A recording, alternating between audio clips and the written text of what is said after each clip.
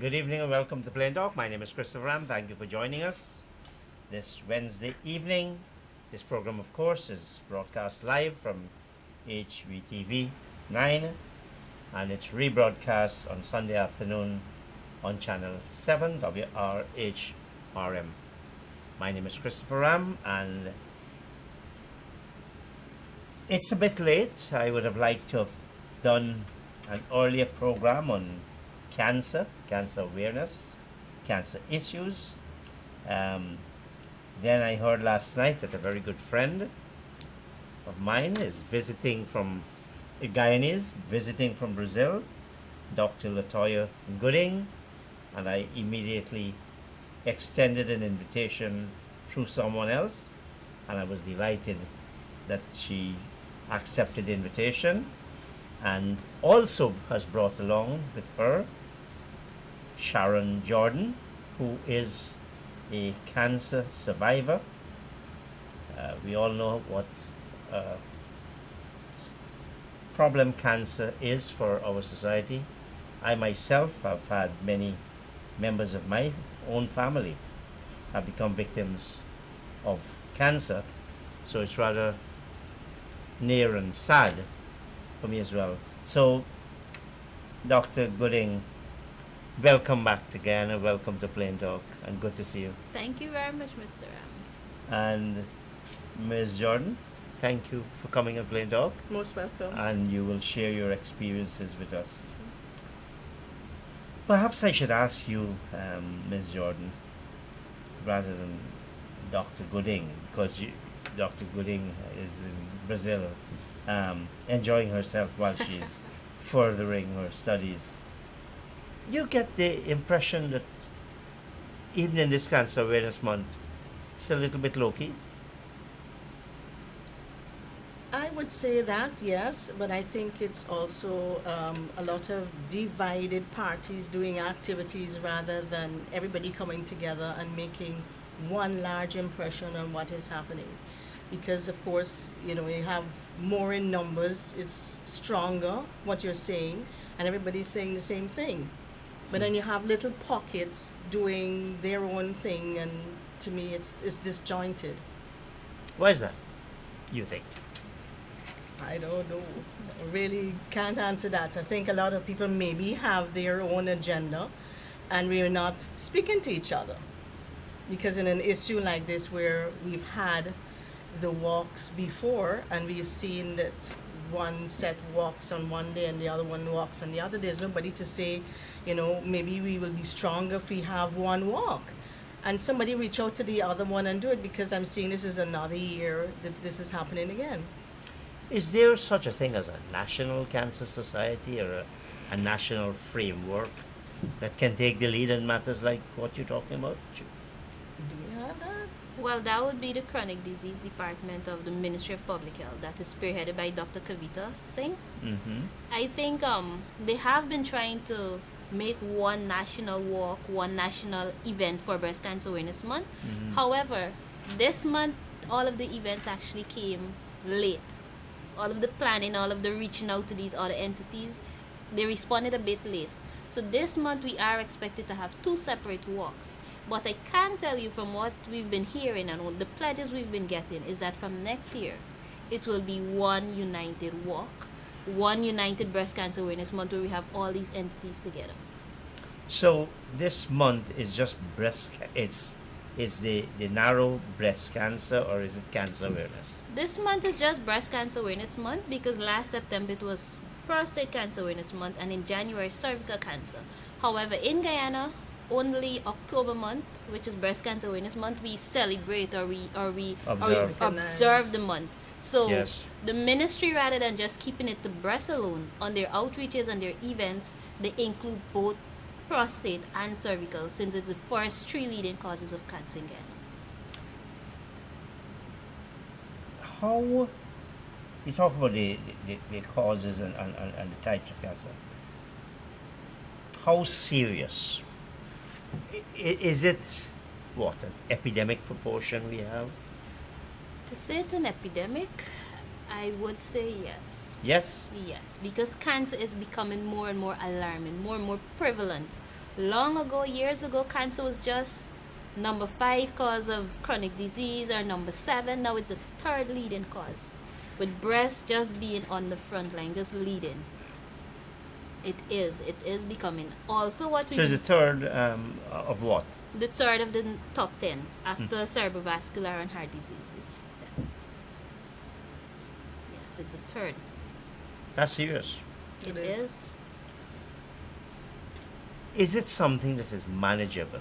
Is it some maybe bad education, bad leadership, Well, bad management? Why is it deteriorating? Why is it reaching that kind of proportion, Because- epidemic proportion? because of education and awareness. Why? Lack of. Yeah, because by the time persons are aware, or they have the knowledge, okay, I have this lump, let me see if it's cancer, they come to the hospital at stage 4 and stage 3. But from 2015 to now, with all of these breast cancer awareness month events, more and more outreaches we have been doing, persons are coming in a little bit early, stages 2 and stages 3. But education is the main thing. What age should people start taking this seriously? Well, I would say from as early as, if for cervical cancer, from age 21, or as a year after you start having sexual intercourse. Breast cancer, long ago, it was something of elderly women. According to the American Cancer Society, they suggest that you should start screening from age 45.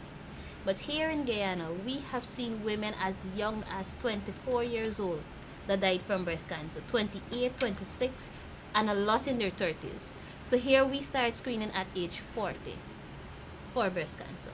And if at age 35 you have a suspected lump or you have a strong family history, well, then we would still screen you. In terms of the prevalence, you said it's assuming this kind of serious proportion.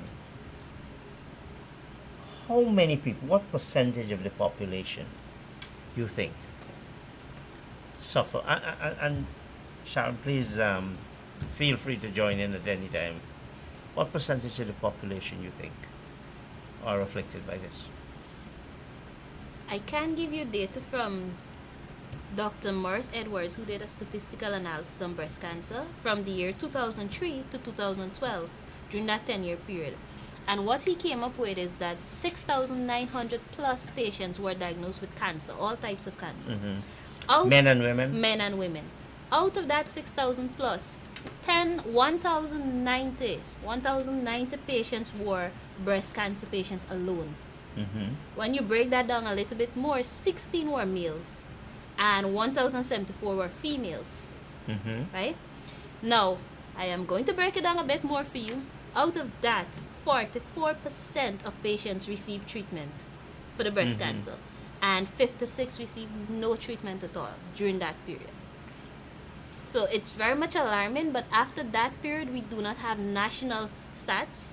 Only the Georgetown Public Hospital would have their own stat in the cancer registry. But I can tell you that they're working on doing a statistical analysis after 2012, but it's not published as yet. Well, surely that's irresponsible of a country not to take something as serious as cancer more seriously. It's so much a country can do, but we have to do for ourselves as well. We have to be aware of our bodies. And I mean, if we don't recognize there's a problem, you don't have a need to go anywhere. But Sharon, if you're talking about the rural person, Yeah, you're talking people in the hinterland community, that's right. you can't blame those people. No, because a lot of it... We should be doing far more public health. Outreach. You call it outreach, but really we ought to be doing much, much more. Where are the banners? Where are the posters? Where's anything that, look, we have a serious problem? Can I make an interjection? Absolutely, absolutely. Just in case I get upset. No yes. problem, no problem. So what I do speak a lot for ministry, because you know my foundation, Given Hope Foundation, we work closely with ministry, not in competition, but we try to work together. What I know is that they have a lot of banner posters on cancer, right? and flyers. But what I can tell you, that a lot of persons do not utilize, a lot of organizations do not utilize those flyers. Do they know about them? That's Well, all. It's We given don't know to about them. it. It's given Look, to them. I wish, I wish I had a band as a background to this program tonight. oh my. True. I wish I did. Another thing that I know that they're doing, well, we all know that tobacco smoking is one of the leading cause for cancer, all types of cancer. I know that they just passed the tobacco legislation to prevent tobacco from smoking. I know that they're working on the HPV vaccination with the young girls. That's right. That's to help prevent the cervical cancer. Ministry, I can't tell you they are doing outreaches, but one thing that I did brought up with them is that there should be more education. I believe, I should not come to you and say, Christopher Ram, let me just check you for prostate cancer and I do the testing. That's not fair. You do not know why I'm doing it. Yes. You do not have the knowledge, of prostate cancer, because when I finish with you, you can go and educate someone else. Yeah. That's how I see it. Each one teach one. So they have made pledges that they will do more awareness sessions, more outreaches. Look, but how much years we've been saying the same damn nonsense. Well, the people It's I getting work with better. it's getting better. And we're reaching epidemic proportion. No, but maybe now we are discovering the true numbers. But we just now said it's so low key. A couple of years ago, I mean, and this is not a criticism of you people, No, go ahead. but and I was talking to one of them this afternoon, and you know, when in the era of Dr. Leslie Chin and I and so on, so much was happening. You get the impression nothing is happening. So don't tell me we're getting better if people don't even know about it. How many people know about it? Well, I cannot really much answer because again I was away. I only arrived back on Tuesday afternoon. No, I'm not making you accountable No, for no, it. no, I know. But I know that there are things in the pipeline. I go to University of Ghana. I just come from University of Ghana. Why couldn't we have some manners out there? Why Yeah. classroom, something like that? Who is doing it? Where is your public health ministry? Doing what? Yeah, but some of the organizations too have to take responsibility and take the lead. You can't expect the ministry to hold their hand for The everything. ministry should take the leadership. Yeah, but some Where place is like that? university. No, tell me some. Where is that direction? Yes, universities should do more. Yes. They don't have the same kind of intellectual challenges that other sectors of the community might have. As I said, these rural areas. You go into Santa Mission, you go into St. Cuthbert, you go to these places. And nothing. The political parties only care about local government elections. They don't care about anything else. And, you know, until we start holding our leaders accountable and responsible. Where is your public health minister? What has she done to mark this, to help promote this? What? Now, this business, you talk about cigarettes and the impact, the effect, and the consequences of nicotine. How can you, yes, we have tobacco legislation. How do we deal with that problem? Smoking, young people smoking, relatively easy access to cigarettes. What can we do? Should a state play where it's almost try to take care of everybody and say, look, you know, we're gonna police these things much better? How does Brazil do it? Well, And I'm talking about Ghana. Tell me how active is the civil society and the movement in Brazil? oh my, it's exceptional. They have a lot of civil societies that look out for the people, that they do a lot. Christopher Ram, I can tell you, for this Pinktober month, the events that they have already started, we haven't even reached close to what they have. And just like what Sharon was saying, having a united walk and all of these things, they have one civil society with many other small organizations, but everybody have to respond or have to answer to that one national society. And you cannot say, oh, this month I'm going to region 1 and do an outreach. Then another small organization is going to say, I'm going to this other place. No. You have to go to the National Cancer Society and say, I would like to go here. And they would tell you, okay, someone went there last month, you cannot go. So everything is well organized, Chris. Here in Guyana, I don't know that much of what the ministry is doing, but I can tell you what I think should be done. So I don't know if it's already on their agenda, right? But look at the cause where this little child just went to the shop and bought that rat poison. Now we have to hold the shopkeepers accountable, because there is a poster, I see it up at most of the shops, that they do not sell cigarettes to under 18. But yet still, a 16-year-old can go and purchase that cigarette right there with the poster. So we need to police those shopkeepers. That's one. We also need to go into schools and start educating them about the effects of the tobacco. Because again, with education, they can make sensible or more wise decisions. Also, part of the legislation is that you cannot smoke in public places. So there will be a fine attached if they caught you smoking in public places. So that's one that I know the ministry is doing. Well, who polices this? Who sees somebody smoking and say, come, I'm arresting you? That's not the function of the police. We have not even thought of that. Honestly, we must be the nation of dunces, No, you can say that. But these are elementary matters. We have to take care. If we truly care about our country, we got to be concerned and caring about our country people, our countrymen and our countrywomen.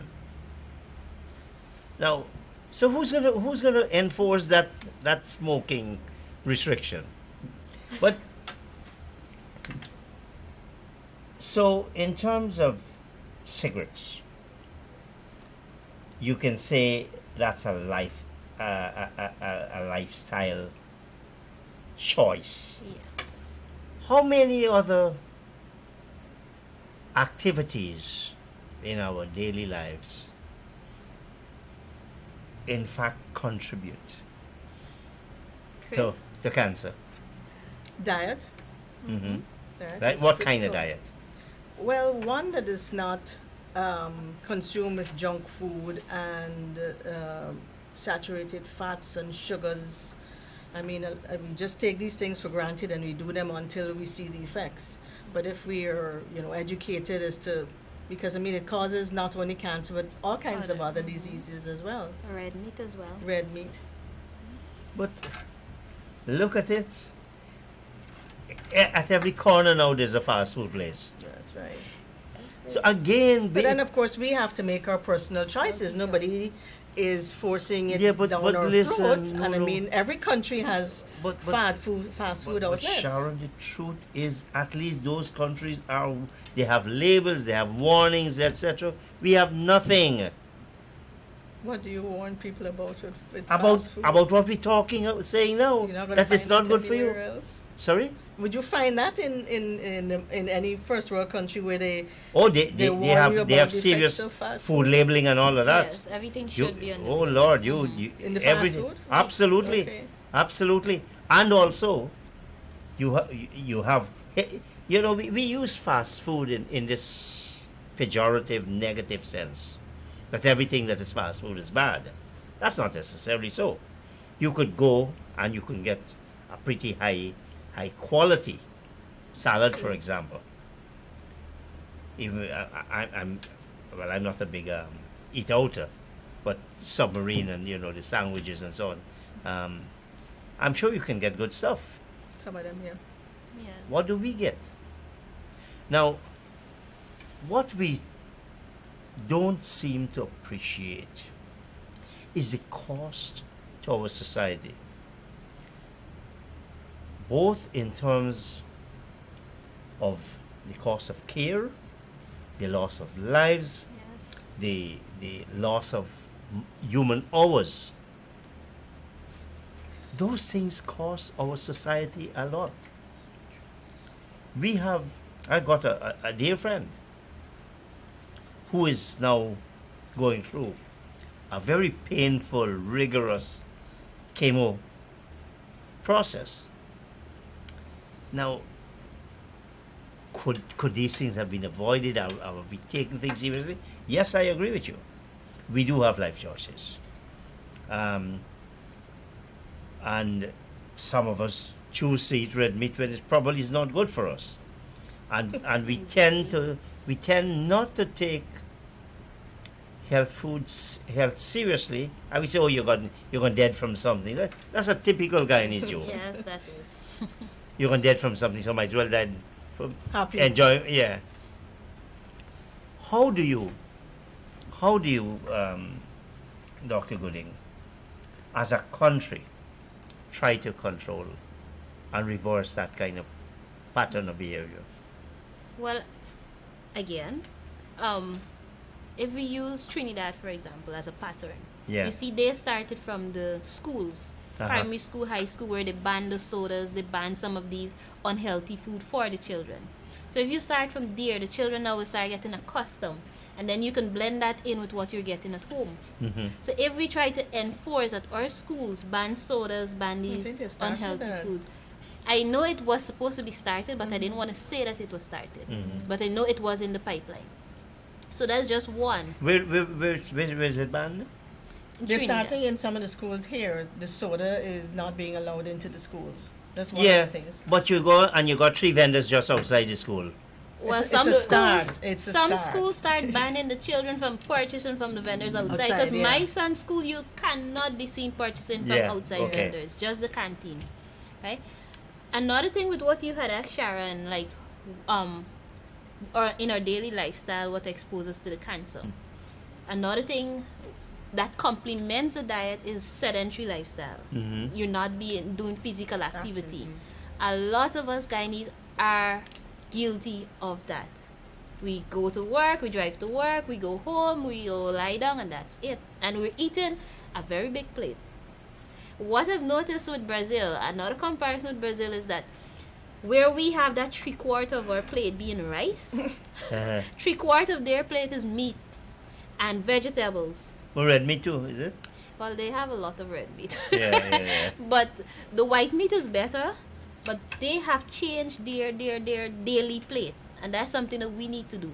I think Guyana is one of the few countries that still have that 2/3 or 3/3 portion of the plate as rice. Mm-hmm. I mean, when I go to the restaurants and to the canteen, I'm embarrassed because I look for a lot of my rice. I take out a lot of rice, and everybody else is looking at me like, that girl is licorice. But that's our custom, and I've been seeing it over culture. there, and I'm trying my best to cut down. So the sedentary lifestyle, you have to do physical activity, because if you do not, all of that energy builds up in your body, and the only cells that use a lot of energy are cancer cells. So you're actually encouraging the cancer just by not doing physical activity. Or simple microwaves. They have a small percent of ionizing radiation, and that can cause cancer. Mm-hmm. Or TVs or cell phones. So it's all around us. Yes. It's all around us. Even the sun, and we have a lot of sun here in Ghana. Mm-hmm. Too much of But it. Yeah. thank God we have a lot of melanin as well. So we're not that much having a lot of skin cancers. Mm-hmm. But cancer's all around us. All these causes and things that exposes it, it's right in our homes, it's right around. In terms of those things that are either lifestyle or avoidable, what, if you're aware, is the kind of national policy that progressive countries put in place to address these problems? What have they put in place? Well, Guyana. Right? I'll tell you about Guyana because that's where I live. With the epidemic there? So, if you notice, ministry started putting out a lot more ads on physical activity, diet, because they are aware that our lifestyle and the things we choose to do are what are exposing us to not only cancer but most chronic disease. So now they're trying to put the message out there, make more awareness, educate the people. So that's the first step. Before you do anything else, before I even come and say abandon all of the sodas, I have to educate you. I believe in education first. Back in primary school, I think they told us education is the key. It opens many doors. So education. That's why even on our outreaches, Ram, before I touch any patient, I educate you on cancer, with the hope that when you leave me, you go and educate someone else, even if it's just a little something you tell them. So education. Ministry has started the education process. They have started the talk, and they're trying to implement more policies. Why I can tell you that is because there's a cancer task force between PAHO and Ministry of Health, and I sit on that committee. So there are things in the pipeline. It is an epidemic, but we're trying to now answer the questions. You know, as you talk, I've always said, I've said publicly on this program, you want to promote something, a positive, good care, national thing. That same unit you're talking about, apparently they don't know about plain talk. And then you have not told them about plain talk. Because surely, they should be seeking out these programs and say, look, give us 3 minutes of public interest advertising. We got this program, we want to show it. Where is their education that they can't think about these obvious things? They spend their time.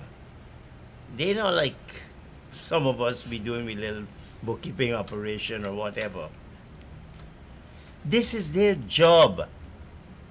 And they can't get it right. That little thing they can't get right in such an important area. And if you can't do it in Georgetown on national television, where it costs you nothing. Now, I want to ask you this. You talk about some statistics. In terms of prevalence, how are various segments of our population, the demographics, the rural, the hinterland, for example, or the rural, the black or the Indian or the man or the woman, what kind of serious statistics we have? Because I'm assuming that a government, no matter how callous it is, would have some kind of value on life. From the same statistical analysis that was done during that 10-year period by Dr. Morris Edwards through the Ministry of Public Health. So what they found is that the Indo-Guyanese had the highest incidence of breast cancer, followed by the Afro-Guyanese. Then we had the mixed population. That's for breast cancer. However, in cervical cancer, they did state that the Chinese had the highest incidence, but we all know that was just because it was a very small population. And when you plot it against everybody else, it probably highlighted. But the Amerindian population has the highest incidence of cervical cancer. The demographics for that is that in the hinterland region, especially region 1, they had the highest incidence of cervical cancer. In breast cancer, region 4 had the highest incidence, followed by region 6 and region 5. And when you say region 4 is of course the largest in terms of population. Yes. Is it in absolute numbers or a percentage of population? Well, if I can recall right, I think it's in the percentage of the population. If I can recall right. But our Indo-Guyanese had the highest prevalence of breast cancer. Has that ever been studied as to what might account for that? Well, they have not. I mean, and I don't mean only in Guyana. Would you then, if you were to take India and Africa, for example, does India have a higher rate of breast cancer than the countries of Africa? I cannot answer as to breast cancer, but since you're talking, this study came back to my mind. But it's on prostate cancer, Yeah. where they did a study as to why the Afro males had a higher incidence of prostate cancer versus the Indian males. So they did one in India and Africa. What they found, as in terms of the diet, is that in the Indian males they were using something called turmeric. That was in their diet every day. That's diet. That's in the curries. Yes. So That's the diet. Afro males were not using it. So what they attributed their study to is that the higher prevalence of prostate cancer in the Afro male population is due to not having the turmeric, because they had all the other similarities geographically, lifestyle, and everything, except that one diet change. Yeah. So breast I cannot say, but the prostate I do remember that study. I don't think none was done on breast, not even here again. Apart from ethnicity, is any form of cancer associated with particular occupations? For example, our accountants, for example. That's hard. Well, the only cancer, prostate cancer, well, males above 40, right? It's attributed to the one occupation that we know a lot is drivers, males that sit a lot, males that have this occupation that requires them to be seated more than 6 to 8 hours per day over a very long period of time. Mm-hmm. That's the only one that we do know. Others are like if you deal with asbestos and then that contributes That's a direct to risk. to lung cancer and these things. But beside that, as in terms of breast and cervical cancer, no. Now,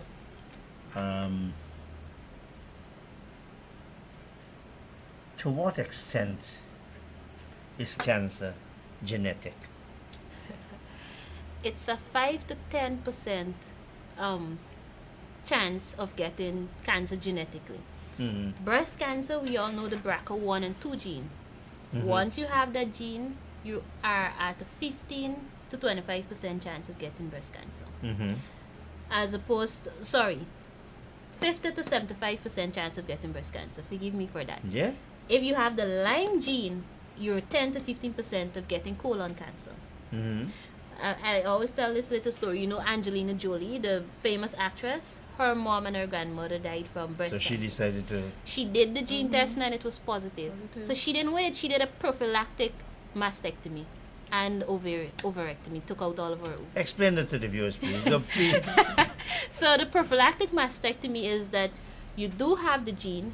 You know that you have a 75% chance of getting breast cancer. So you don't wait for treatment. You actually act before getting the disease. That's why it's prophylactic. The ovarectomy is taking out both of your ovaries.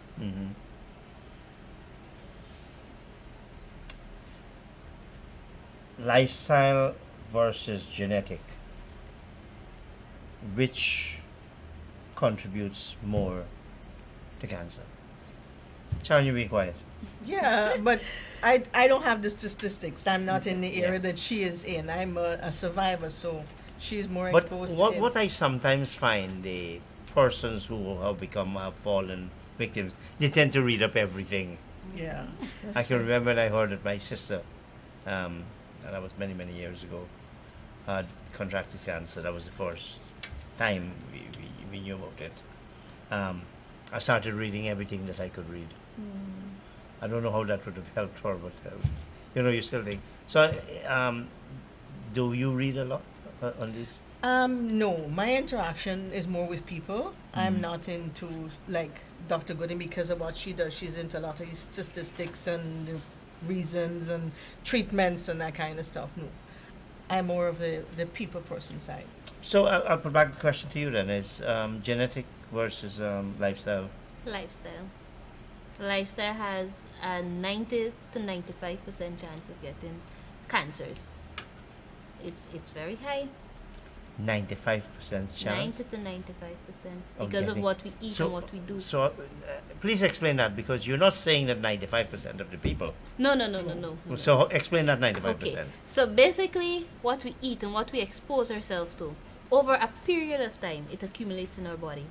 Mm-hmm. So, let's say you smoke from since you were 15, now you're 50, and you're still smoking 5 to 6 packs of cigarettes per day. That over a period of time accumulates with all that 47 carcinogenic factors that one cigarette has. Mm-hmm. Accumulates. Now that can lead you to either lung cancer or any other form of cancer, Mm-hmm. and that's an environmental factor, Mm-hmm. as opposed to the non-environmental or the hereditary. Mm-hmm. Not a lot of persons have these mutations in these genes, but once you have it, you will contract the disease. Mm-hmm. Another one that I'm doing my master's in oncology. So besides the hereditary, the environmental, now there's a sporadic set. Mm-hmm. The sporadic set is a little bit higher. The percentage is a little bit higher. That's the random The type of random set where you have no risk factor, you can eat healthy, obvious and it reason, just yeah. pops up. So Mhm. cancer is a very intelligent something. I wish we can learn something from cancer, because as much as how we're trying to find a cure and doing all these studies, it's we treat it one way, it come back somewhere else. Why is it? And I've heard unlearned people like me would say this. If you can send a satellite to the moon and well beyond, how come we can't find a cure for cancer? What's the medical answer to that Cancer question? genes, they mutate. They mutate. So They what? have so many different genes. So what? The thing is, You have smart. You now have artificial intelligence. Ram, we're smart, right? But according to Hannah, in 2000, he said there's 6 hallmarks for cancer. That all these cancers, they have one thing in common. Then in 2000, Which is? I can list the 6 for you. But in 2011, he went back and he published another paper stating that there's now 10. And this is 2 smart doctors that study cancer. One is that all cancer cells need angiogenesis. Angiogenesis now is we have the normal blood vessels, right? Now these cancer cells, they This is a good lesson, isn't it, Sharon? I'm listening. they form new blood vessels because cancer cells can only grow up to 2 mm without any new blood vessel. So once you do not have that new blood vessel at 2 mm, they die or they stay that way. So once you have the new blood vessels, it brings nutrients and everything. So these cancer cells can grow and multiply. Then you have the genes. What they do, they avoid these tumor suppressor genes. We have the P53 and all of these genes that come in and say, okay, you grow up to this much and then you die. You stay in the cell cycle. Now they have these mutations that suppress that. So cancer cells just continue to grow and grow and grow, and there's nothing there to stop it. All cells have to die on their own. There's a normal process called apoptosis. These cells are so smart, Ram. They trick, they do the mutation on this. So there's no apoptosis. They live and they live and they live and they live. And I get fat. Yes. Sharon, tell us your experience with cancer. You're a survivor, 1 year survivor. No, I'm 6 months. 6 months, yeah. 6 months from when I had my last. You mind talking a little bit about your own experience? No, I was diagnosed in May 2017, sorry. And I started my treatment in July. I did 5 cycles of chemotherapy. I mean, Latoya can give you all the Paxi, whoever, and whatever. But, and then I had 25 sessions of radiation, which I finished in April. So that's why I'm 6 months old. So you had chemo, Yes. 5 cycles. 8. 8 cycles. 8 cycles. What's the standard number 8 for breast. You for have breast? And any other form of cancer? Because my friend is telling me about 12. Each cancer Has its own has its own protocol. protocol. I think for That's your a nice friend, word for a bad thing. for your friend, that cancer takes 12 every 2 weeks. It's very aggressive. Breast standard is 8, but it also depends on the form and the type and the size. You can modify your protocols because they have different protocols for it. We talked about the public health system of dealing with it. Somebody from outlying area, rural area, where would they have to go? Where does our public health system provide that cancer care and management? Is it at Georgian Hospital only? Yes. Unfortunately, at this point in Guyana time, is much, much more than Georgetown. we will get there, but because we do not Sharon, by have the the time resources. that's all you. By the time you get there, we dead. No, you see, that's why we started training persons. And we will be having ongoing training. We're trying to have ongoing training with our nurses, but the chemotherapy is very expensive and it has a lot of risks to it. So, What are the risks? for chemotherapy, for persons, if, for example, Sharon, if she's receiving her chemotherapy and that bottle starts to leak, and that chemo touches her hand or any part of her body, it burns. Mm-hmm. If you inhale it directly, it can burn your nostril and cause irritation to your mucous wall. It has a lot of side effects. Some women in fertile age, they cannot get pregnant. It causes infertility. And this is just from being around it, in association with it. So So it has to be done in a controlled environment. controlled environment. We are working on making cancer care throughout Guyana, but not in all of the regions. They will select specified hospitals that can do the treatment. For example, Berbice. They'll have one up there, one in another part of the country, but it has to be controlled. Why is it chemotherapy is often described as being worse than Cancer experiencing itself. cancer itself? I'll let Sharon answer that one. Sharon, please tell us. Please tell us that. And it's not a laughing matter at all. No, it's not. No, it's not, And it varies too from person to person, because I have seen where somebody can take chemo and in 2 days go to work. Mm-hmm. So, I mean, everybody reacts in a different way, and of course, the drugs are slightly different. Yes. So, but I mean, it's like I was sick. I mean, I would be a week and I couldn't move. I was just bringing everything else up, and I had to get injections, so that I can start keeping things down, because you have a 3-week period Mm-hmm. in which to survive that, to take another set. Mm-hmm. So, I mean, if you don't get your body up and going, then you can't take that treatment, and then everything is delayed. Mm-hmm. So, I mean, a lot of it is how your body too reacts to it, and how quickly you can build yourself back up to get the next set.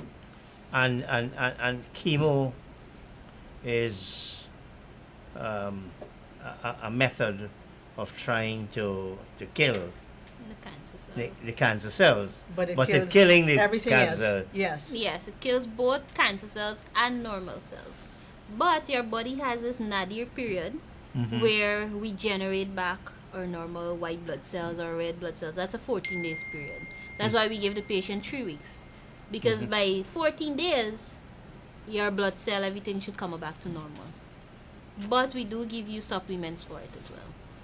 But when you're going through it, you don't think thing coming back to normal. You think, oh Lord, I might as well dead. No. You have to be positive, because, I mean, if you are... Is it that easy just to be positive? It's not. It's not. But, I mean, if you're doing the treatment and the doctors are doing what they have to do, then you have to do what you have to do, or Yeah. else you're wasting time. Mm-hmm. Because you can't... You have to be a good patient. You have to be a good patient, and above that is the negativity in your body generates even more. Mm-hmm. So, I mean, you would just be defeating the purpose of going through this whole thing if you're just saying this ain't gonna work. To top on what Sharon is saying, I have a policy. I just cannot give you chemo. Mm-hmm. Right? I would educate you first, but cancer, you have to treat it as a mind, body, and spirit. That's one. Then you have your chemotherapy, the conventional treatment. Then Yeah. you still have to add nutrition on top of That's that. right. So I always recommend that you do a three-way treatment. Mm-hmm. You cannot do one without the other. You cannot be holding in, keeping this a secret, not having your family members, holding hatred for someone, because that negative energy, it's just there, and the cancer cells feed off of it. Then you cannot want to be going for treatment, and Is then that you psychological? psychological, a bit, but your psychology again. Mm-hmm. If you think negative, then you're depressed. Everything comes with it. Why is it your medical science can't make that chemo experience a little bit more tolerable? Oh my. I think a lot of patients would wish for that. It depends on the drug, because some drugs are very aggressive. Some drugs, you take your injection, you go home. I know patients that received their chemo, went to the market, next day went back out to work. It didn't have that much effect. That must on be them. exceptional, though, isn't it? It's very few Yeah, patients. yeah. But the others, we've had some that they received the chemo and they were unable to get up off of the chair right away. You had to give them time to vomit, to bring up. It's a horrible experience. So if you've got this, what was it, 8 or 12 cycles, does it get progressively worse? That you've weakened because the process kills your cells, or does the 3 weeks, do the 3 weeks, in fact, restore you so that when you go for the second one, you're as strong as you were when you were for the I first? found that the third session was the worst, because I think by then it was a lot was going into your system, and it was like a reaction. Mm-hmm. But then I don't know if after that, if there is any medical reason, you kind of, and of course, by then you change the drug, Mm-hmm. and the second set of drugs was not as harsh as the first one, so the reaction was not as bad. Did you work at all during the time you were I taking did it? some. In the first drug, which was very harsh, I was home for 2 weeks. Mm-hmm. And That's I- all? Yeah, I was home for 2 weeks. I'd work for 1 You're week. an amazing and woman. then no, I'm not. I'm not, because there are people who would take the drug, and 2 days they're back at work. So it just depends on how you react it. And I had a bad reaction for that. Who react better, men or women? Men are terrible when it comes to. Children? No, They're terrible children? I won't be able to answer that one. It's an individual. It's an individual reaction. Why are you trying to be so politically No, correct? No, I it's tell not. you? It's not. It's your No, whole it's a- metabolism. It's Yes. No, but do men, your experience then, Men, do being men honest- manage their thing better? women, we manage it better. Well, you see, the men might not show how they feel. But they tend to get a little bit more weaker on these things than women. Not being biased, but that's just from my professional observation. well, that's good. No, I think that's generally considered true. Yeah, Men are just big children. That's all they are. that's right. Women are stronger. They have to endure more. I mean, child labor, Oh, and yes. there's a lot of other things out there. You don't just- understand what we have to go through. Yeah. Now, what can we do? Both at the national level, and that's how I know you've got your problem. You can't talk. Well, you're so true. But we have to confront the reality. If our policies are not good, we have to say that. So we've got the national, we've got the institutional, we have, and institutional doesn't only mean the state, it means civil society. But you have everybody wants to jump on this bandwagon. Oh my God, as you said, I don't know why the walk is the most important thing. Why not go out there to a community and say, look, let's go and treat this community. Let's go and do some tests. I think this whole walk business is overdone. People just want to show how fast they can walk, and I mean, it's rubbish. And then at the personal level, what kind of national agenda, institutional agenda, and personal agenda would be considered a model for a country like Guyana, population spread out, vast differences in wealth and social pattern and lifestyle, differences in access to medical care. How do you formulate, and where do we go, and which country we can go to and say, look, and I mean figuratively, that look, that is the model we should be following. Don't tell me Guyana. There's one that has exceptional cancer care.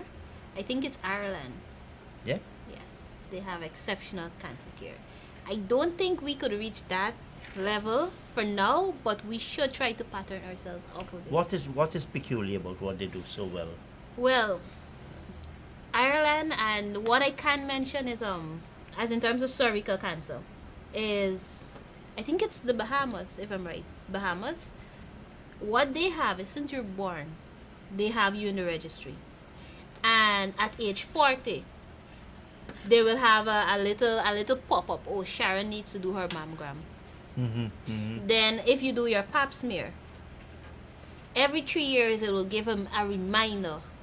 Sharon needs to do her pap smear. So what the officers do, they call Sharon and say, okay, your time is due. Your time is due next week. So it's not to say that It's Sharon will wake up. proactive. Sharon will wake up at age 40 and say, oh shucks, I forgot. No, there's someone calling you from the ministry, from these organizations, to say that you need to do it. So that is something that we should be patterning.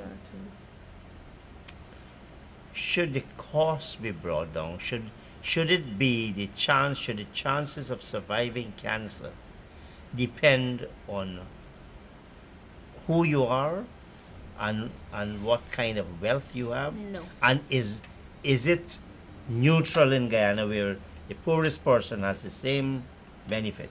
Yes, I can say that because Georgetown Public Hospital, the services are free. Mhm. The only thing that the patient has to pay for is the radiotherapy, but the government subsidizes the cost. Mhm. So that's the only thing. But whether you're rich, you're poor, you're eligible for that subsidy.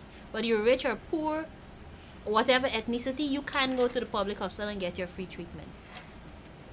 Mhm. That I can stand by. But only one hospital in the country. Only one for now. So it's not equal access. It's not. But something that we should start doing is having our local hospitals or our local health centers, because all doctors are doctors. We have the same training. Start having cancer screening at your local center. So I can come to you and say, oh, I have a lump. And the doctor won't just say, oh, I'll give you pain tablet and send you home. They'll check you for the lump, and then they'll know I need to do a biopsy or I need to refer you. So it starts from your local health center and not just going to Georgetown Public Hospital or going to a private doctor. When it's too late too. Yes. Do we have enough?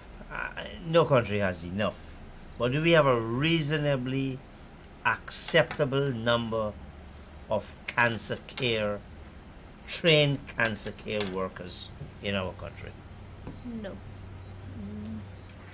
No, Do- we don't. Do we have in our national budget a reasonably adequate provision of resources for cancer care? We that's a little technical answer, but I can say that so far from what I've been seeing and hearing, I may say yes, but I do not know the actual budget of it.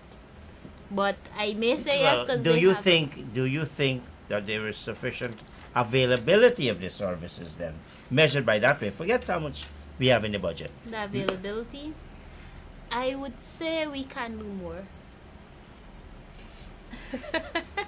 I would say we can do more. I would say that. Rather than me saying yes or no, we can do more. Sharon, what would you, as a member of the public, as a survivor, what would you say are some of the things that you should have done that you didn't do? And what kind of knowledge and experience you want to pass on to the viewers looking at this program? Um, I think that I was doing what I should have been doing all the time. I've been doing my regular screening. In fact, that is how I was able to detect it, because I detected it myself and confirmed it with a doctor. So it is not just, depending on other people, it is self-examination, which is one of the key things that we start with. And from there, then, you seek the clarification or the confirmation from the health centers or the hospitals. But what, in terms of your own personal lifestyle, you're not obese by any means. I'm not sure what your diet and exercise. I am not too sure if mine would be genetic, because my mother is also a cancer survivor, but I didn't know her mother to know what she died from, because she died when my mother was a baby.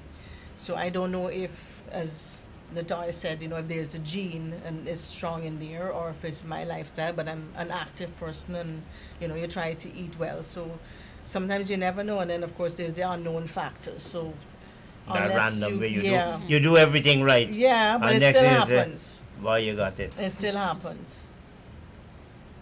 So a lot of it is just being aware. And I mean, that's what we're trying to raise right now, people not to wait for something or always think that you're not in that margin. You're probably less inhibited or restricted by what you say than Latoya. What's your assessment of the resources that are available for cancer prevention and care in our country? Well, I have to say, since I was a patient in 2017, I was at a stage where I saw a lot of progress, because we moved, or the oncology unit moved from a little wooden building where they were clustered into a new building just on Lamaha Street. And I'm sorry I didn't get to benefit from the facilities there, but that was a great step that I thought. And then of course you have the teaching school upstairs. So there, in the space of time that this will be about a year, I have seen that step. So that was good for me, But I mean, I don't know from here where things go. But I mean, it does show progress. Is there such a thing as being cured of cancer? Well, some people, some people go through their treatment and they are safe for the rest of their life. They could, but that would depend on the else. stage that you're diagnosed with. Stage 1, it's high risk rate of getting cured. And then their lifestyle after. The Because if you survivorship go period. back to doing the same things that you were doing all the time, then your body is going to regenerate all the bad cells. We haven't talked about senior citizens like myself doing a sedentary job, probably consider oneself too busy to do a lot of exercise. What kind of advice you'd give today? Forget me, I'm a hopeless case. What kind of advice you'd give to that type of person out there? Sharon or me? I don't know. Both of you, any one of you. Well, as it relates to cancer in a whole, your diet. Even if you have the little sedentary, change your diet. And then you can do a little yoga or a little light exercise, nothing strenuous. But just get your heart beating a little bit fast for 30 minutes per day. There are exercises that you can do at your desk too. Yes. Drink water, not That's juice. not Water. Water is healthy. Water is life. Juice is sugar We and a lot of chemicals. we didn't talk about alcohol. Does alcohol contribute in any way? To certain cancer? types of cancers, yes. Which one? Liver cancers. And alcohol is one of the cheapest things you can get in Ghana. Yes, it is. Well, depends on your choice. No. It's poverty is not a choice. No, it depends on your choice of liquor. Or No. alcohol. And that's what I'm saying. Poverty is not a choice for many people. they that's they don't have much choice. The alcohol is probably the only little fun that they get. And yes, we manage cigarettes. We've got a tobacco legislation. We're not having alcohol legislation.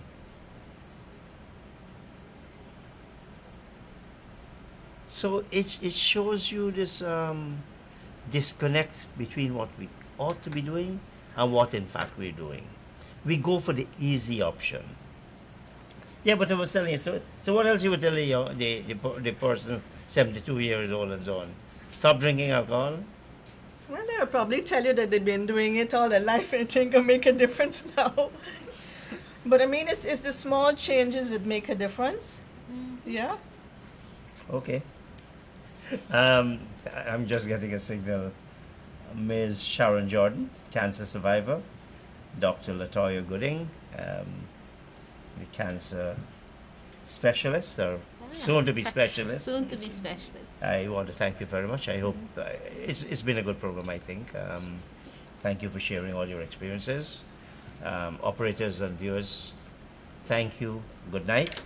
I'm going to try to get a banner for us for the rest of this month.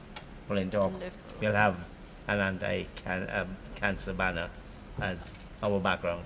So thank you and good night.